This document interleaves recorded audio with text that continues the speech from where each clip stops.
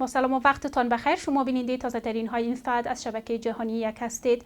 پس از 2 روز گفتگو میان مقام های ایران و عمان در تهران، اسماعیل بقایی سخنگوی وزارت خارجه ایران اعلام کرد که این مذاکرات مفید بوده، اما تا اکنون تغییری در وضعیت تردد کشتی ها در تنگه هرمز ایجاد نشده است.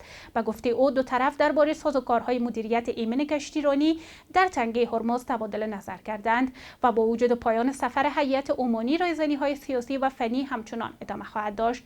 گزارش های پیشین نیز از احتمال دستیابی دو کشور به سازوکار جدید برای مدیریت تردد دریایی در این آبراه مهم خبر داده بودند.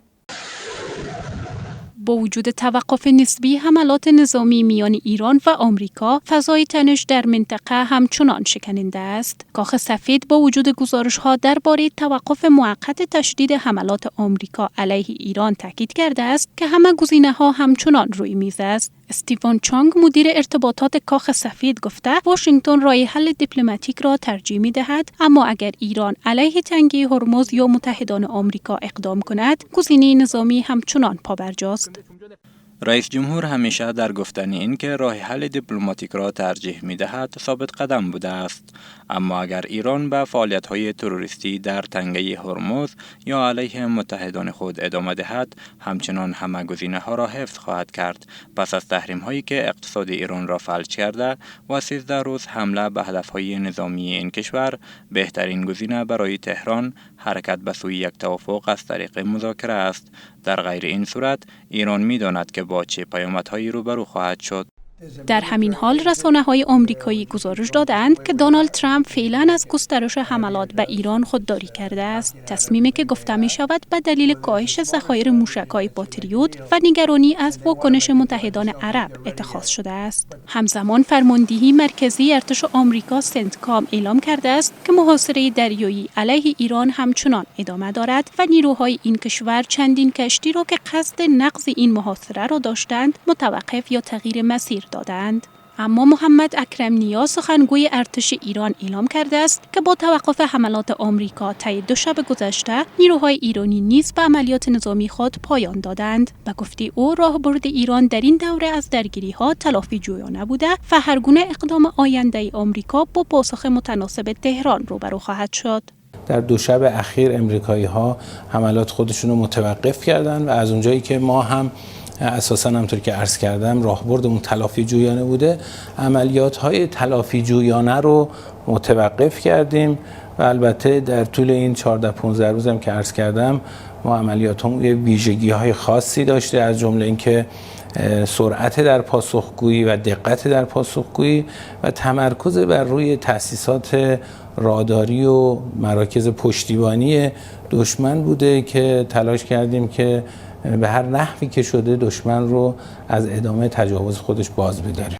در ادامه این مواضع، سردار حسین محبی، سخنگوی سپاه پاسداران ایران، هشدار داد که اگر اسرائیل بار دیگر جنگ را آغاز کند با پاسخ سخت روبرو خواهد شد. او همچنان مدعی شد اسرائیل با ارائه اطلاعات نادرست به آمریکا در تلاش است واشنگتن را در درگیری‌های منطقه نگه دارد. او در ادامه مدعی شد هر کشوری از جمله بریتانیا و کشورهای حاشیه خلیج فارس در صورت حمایت از آمریکا در هر گونه درگیری با ایران از دید تهران هدف مشروع خواهد بود. هر کشوری، چه انگلیس باشه، چه کشورهای حاشیه باشن، چه هر جای دیگه باشه، اگر در این جنگ پشتیبانی بکنه از آمریکا، سرزمینش رو در اختیار آمریکا قرار بده، جنگ افزارهاش رو در اختیار آمریکا قرار بده، آسمانش رو در اختیار آمریکا قرار بده، اون هدف مشروع ماست. در حالی که تلاش‌های دیپلماتیک همچنان ادامه دارد، نگاه‌ها به سفر پیشروی بنیامین نتانیاهو، نخست وزیر اسرائیل، به واشنگتن دوخته شده، جایی که قرار است او در دیدار با دونالد ترامپ آنچه اسرائیل اطلاعات تازه درباره برنامه هسته‌ای ایران می‌خواند ارائه کند، دیداری که می‌تواند بر روند تحولات پیشرو تاثیرگذار باشد. فرماندهی مرکزی ارتش آمریکا سنتکام اعلام کرده است که در چارچوب اجرای محاصره دریایی ایران مسیر 12 کشتی تجاری را تغییر داده و 2 نفتکش را به دلیل بی‌توجهی به هشدارها متوقف کرده است. به گفته سنتکام، نیروهای آمریکایی همچنان 2 کشتی دیگر را بازرسی کردند تا از رعایت محدودیت‌های اعلام شده اطمینان حاصل شود. آمریکا میگوید این محدودیت‌ها از 14 جولای برای کشتی‌هایی در حال رفت و آمد به بنادر ایران دوباره اجرایی شده است. در تازه‌ترین حملات میان روسیه و اوکراین دست کم 15 نفر جان خود را از دست دادند. مقام‌های منسوب به روسیه اعلام کردند که حملات اوکراین به یک مرکز تفریحی 12 کشته از جمله 4 کودک بر جان گذاشته است. در سوی دیگر اوکراین اعلام کرد حمله پهبادی روسیه به یک تأسیسات غیر نظامی 30 کشته بر جای گذاشته است. همزمان ولادیمیر زلنسکی نسبت به حملات گسترده موشکی روسیه در روزهای آینده هشدار داده است. ارتش سودان اعلام کرده است که پس از درگیری‌های شدید با نیروهای واکنش سریع کنترل چند شهر را دوباره به دست گرفته است.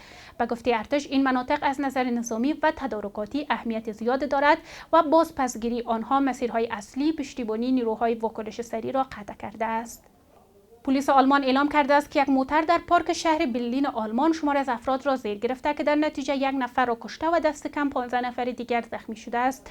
نیروهای امنیتی محل را محاصره کردند و تحقیقات درباره علت این رویداد ادامه دارد. تاکنون انگیزه راننده یا جزئیات بیشتر این حادثه اعلام نشده است. و اینجا رسیدیم به پایان این ساعت خبر. از توجه و همراهی شما سپاسگزارم. تا درود دیگر، بدرود.